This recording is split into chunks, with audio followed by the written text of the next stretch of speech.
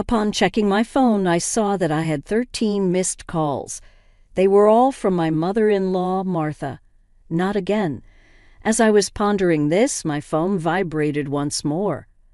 "Hello," I said upon answering the call. Martha raised her voice in anger. "Excuse me, isn't the allowance for this month $3,000 due?" "Excuse me," I said. "Send the allowance. This month's payment hasn't been deposited yet." Martha raged, completely disregarding my circumstances and only expressing her own desires. I'd had enough of her. Even in this situation, she doesn't reflect on her words and actions, does she? I've got no choice but to resort to my last option. I pulled myself together and blurted out to my phone, "Your son has passed away, so I can no longer send allowance. My name is Jennifer Smith, 32 years old. I'm a busy working woman at a major financial firm and also a housewife. I got married about 2 years ago. I met my beloved husband, Mark, through our shared hobbies. He was kind to everyone, and I was attracted to his warm smile, quickly developing feelings for him. Apparently, he felt the same way, and after dating for a year, we immediately got engaged. We both believed that we wouldn't meet anyone better than each other. We were living together while dating, and without any major quarrels, we decided to marry. Everything went smoothly for us, but here's where a problem arose. That was Martha, my mother-in-law. My father-in-law had passed away a few years ago, and since Mark didn't have any siblings, his only family was Martha. The trouble started when I first visited her home to introduce myself before our wedding. "Nice to meet you," Martha said, clearly showing a displeased expression. "So, you're Mark's fiancé, ah?" "Yes, my name is Jennifer Miller." "You're a rather plain girl. I wonder what Mark sees in you, huh?" I couldn't tell if she was joking or seriously meant what she said. Having such words directed at me by the mother of my loved one, I was quite shocked. Seeing my state, Mark frowned at Martha. "Hey, Mom, what's with the sudden harsh words? How can you say such things to the person I chose?" "No, Mark, I'm just trying to choose a suitable woman for you." "Choose? I'm the one who chose her. You have no right to meddle." "Don't say it in such a cold way. I'm just telling the truth because I care about you. If you were really thinking of me, you'd simply support us. Why can't you understand such a simple thing?" The air turned heavy as an argument unfolded between mother and son right before my eyes. Given that this was my first meeting with Martha, I wasn't in a position to intervene. Although the atmosphere remained awkward, we ultimately managed to express our intent to marry. As we were leaving, Martha called out to Mark, sounding somewhat disgruntled. "Mark, can I have a word? You're going to keep that promise after you get married, right?"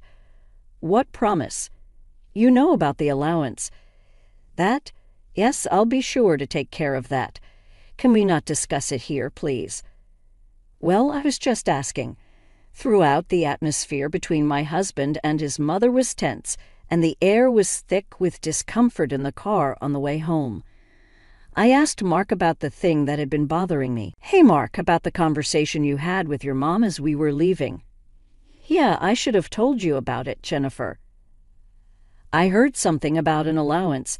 After my dad passed away, I've been sending money to my mom every month." "How much?" $2,000. $2,000. I couldn't help but raise my voice in surprise. He then sighed deeply and began to speak slowly. "Actually, my mom has a debt. A debt she lost a lot of money at a casino a long time ago. She's still paying it off, and because her health isn't great these days, she spends a lot of time at home. But she still needs money to live on." "Right, but $2,000? Isn't that a bit too much?" "If I try to lower the amount, she keeps calling me over and over. And no matter what, a mother is still a mother. I worry about her living alone." "I see. Mark is really devoted to his mother. But of course that makes sense. Since his father passed away, Martha has been the only family he has left. Regardless of her character, she's still his beloved mother." At that time, I only thought of my husband as a kind person. 2 months after our wedding, during my lunch break one day, I received a phone call on my smartphone. The call was from Martha. "Hello. Jennifer, long time no see. Can we chat for a bit?" "Yes, what can I do for you?" "Well, I was hoping you could start sending me money." "Excuse me." I was so taken aback she couldn't find the words to respond. However, Martha seemed excited to continue the conversation. "You mentioned before that you're working for a financial company, right? That means you have a good salary, doesn't it?" "Well, not exactly." "What? You're lying to avoid giving me money." "That's not what I mean." "Then what is it?" "But Martha, you're still receiving financial support from Mark, aren't you?" To my question, Martha responded in defiance. "So what?" Jennifer sternly stated what she felt. "Martha, receiving $2,000 monthly support is a big deal, and yet you're asking for more."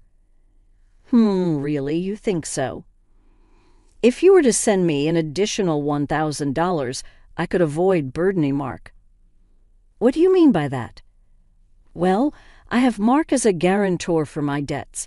If I fail to make payments, the debt collectors will go after him. Do you understand? But aren't you using part of Mark's $2,000 to pay back the debt?" "I'm short. I haven't told Mark, but I have a significant amount of debt." From Martha's tone, it was apparent that this was a fact. Even her husband was unaware. Having children in the future would increase our expenses. In addition to that, taking over Martha's debt was not an easy task. But if Martha's payments fall behind and the debt falls onto Mark, the interest will likely have accumulated significantly by that time. If I refuse to send money, it would eventually become a problem for my husband as well. It was better for Martha to pay off her debt now. Thinking along those lines, I reluctantly agreed to Martha's proposal. "All right, I'll start sending you money." "Really? Good God, Jennifer, I knew you would say that." "The total, with Mark's contribution, will be $3,000. But this means you can pay off your debt, right?" "Yes, of course." "I should be able to pay it all off in about a year, you promise, right? You'll make sure to pay off all your debts." "I get it, so I'll be expecting it from this month onwards." Martha ended the call abruptly. Physical exhaustion from work combined with this emotional burden only added to my stress. $1,000 a month? That's gonna be rough, but it's also to prevent future problems for us. After all, if Martha can't make a living, it will upset Mark as well. That night, I promptly reported the matter to my husband. He told me I didn't have to do this, but I had already given my word to Martha, and it was a decision made for our future well-being. Mark expressed his gratitude and understanding, even as he maintained a sorry expression throughout. Time flew by, and 2 years have passed since then. The financial aid we thought would end in a year is still ongoing, and even now we are transferring $3,000 every month to Martha. What's more, about 2 months ago, Mark fell ill and has been unable to go to work. He's on sick leave, so he's receiving disability benefits, but it's a mere pittance compared to his previous salary. Last month, I managed to transfer $3,000 to Martha from my savings, but it would be very challenging if this situation continues. And unbelievably, Martha has not once come to visit her sick son. We have told her about his hospitalization, but she doesn't show up to see him and only contacts me to ask, "You're still sending the money, right?" I was so angry that I decided to confront Mark about the issue. "Mark, listen, don't you think it's wrong that Martha is only concerned about money even though you're in such a state? We need to think seriously about what to do going forward." "Yeah, I've been thinking the same thing. I don't want to put more strain on you, Jennifer." This month, too, she's been bombarding me with calls and messages asking if we've sent the money yet. Are you serious? How can she only think about money when her own son is sick? Mark showed his anger at his mother, his face slightly worn. Then, as if he had an idea, Mark exclaimed, "That's it. and wore a sly grin. "What is it, Mark?" "Well, this is our last resort. I've come up with something. Something good. Yeah, for my mom." What Mark suggested was a plan I could never have imagined. Although it could be called inappropriate, that seemed to be the only way to make Martha understand. A few weeks later, Mark was discharged from the hospital. Martha didn't reply to any of our messages, so we didn't tell her about Mark's discharge. In the last 2 weeks, Martha has been relentlessly demanding money. There's no point in sending money to a mother who doesn't even worry about her son. While Mark and I were enjoying a cup of tea, a message came in on my phone. Upon checking, I found 13 missed calls from Martha again. As I thought, so my phone vibrated again. It was another call from Martha. "Hello." I turned on the speaker microphone so that Mark could hear, and Martha started shouting right away. "Listen, where's the $3,000 for this month?" "Excuse me, that's right. The money for this month hasn't been transferred yet." "Martha, do you realize Mark is no?" "I don't care if he's in the hospital or whatever. It's none of my business. You're working at a good place, right? You must have plenty of savings. Hurry up and transfer it here." Martha was shouting angrily. Eventually, she said something unbelievable. "Listen, since you married Mark, if he can't pay, you have to pay me. Understand? If you refuse, I'll make you the guarantor. Got it?" At that moment, something inside me snapped. She was displaying her desires openly, without considering our situation at all. I had reached my breaking point with her. Now I had no choice but to resort to the last resort. I firmly declared into my smartphone, "Mark has passed away. I can't send you any more money." At these words, Martha blurted out, baffled, "What?" Yes, this was the last resort that my husband suggested. Lie to Martha about Mark's death and observe her reaction. If she showed any sign of sadness, if she reflected on her behavior and apologized, we would continue to support her financially. But if she didn't reflect, if she demanded money, we would sever ties completely. Deep down, I thought that even a money-grubbing woman like Martha would deeply reflect on her actions if she were told that her own son had died. But the very next moment, Martha burst into loud laughter. "Yay, what's so funny?" "Well, isn't it obvious? If Mark is dead, that means his inheritance will be distributed to me too. Excuse me, I've been looking into it since I heard that Mark was sick. Listen here, 2/3 of Mark's assets are yours, but 1/3 is mine." I was at a loss for words. I never thought that when she first heard that her son was sick, she wouldn't look into treatment, but into how the inheritance would be divided. My anger surpassed. I was simply dumbfounded. My husband seemed to feel the same way, and as our eyes met, he slowly nodded. This was the signal to continue with the plan. I once again said to Martha in a strong tone, "Martha, did you hear what I said? Mark is dead." "I heard. What about it? Aren't you sad your own son passed away before you? You just make sure to send me some. I won't let you get away with not doing it." With a click, the phone line was cut off and a dial tone echoed. I glanced at my husband and saw that he was shaking, his face red with anger. "Mark, are you okay?" I asked. My husband looked into my eyes and said, "I'm cutting ties with her. She'll likely come here eventually demanding money. Let's wait until then, okay?" "But are you really okay with this? Cutting off ties just like that?" "Yeah, I have no regrets. After that call, she's no mother." My husband's eyes were filled with hatred, and I felt the same way.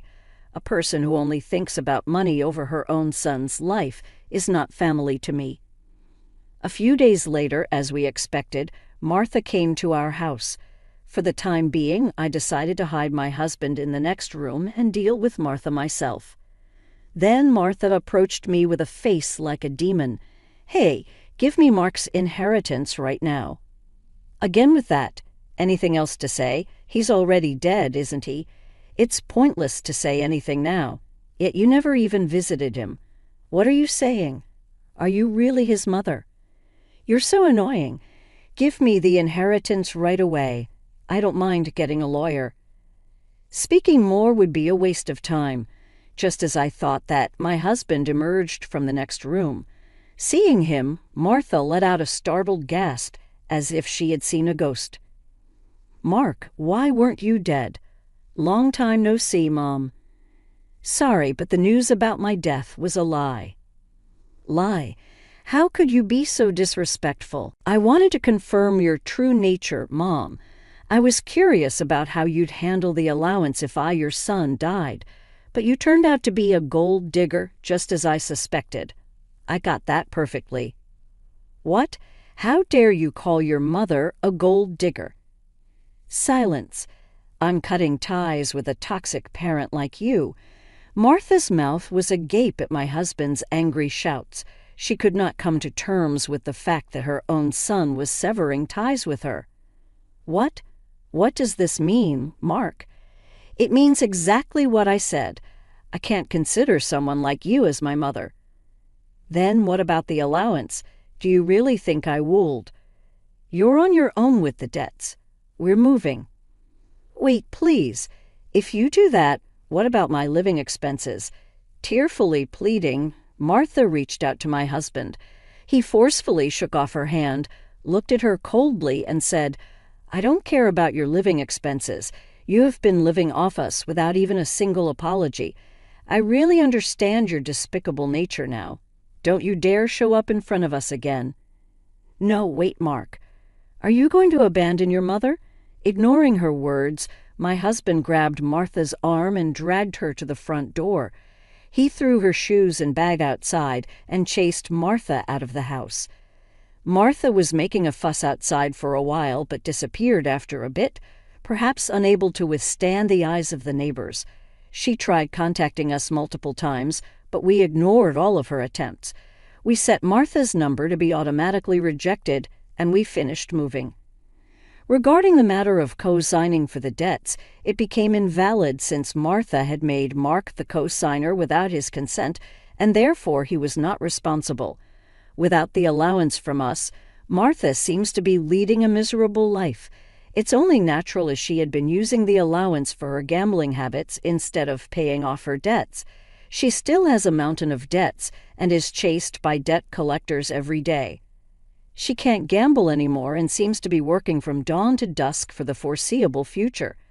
It's unlikely that she will be able to pay off her debts completely. She will have to keep working until she is unable to move. This is entirely her own doing. As for us, we are spending fulfilling days in our new home. My husband's condition has stabilized, and he has returned to work after some time. Now there's a new life growing in my belly. We're going to have an additional member in our family next year. From now on, we want to spend happy days as a family of 3.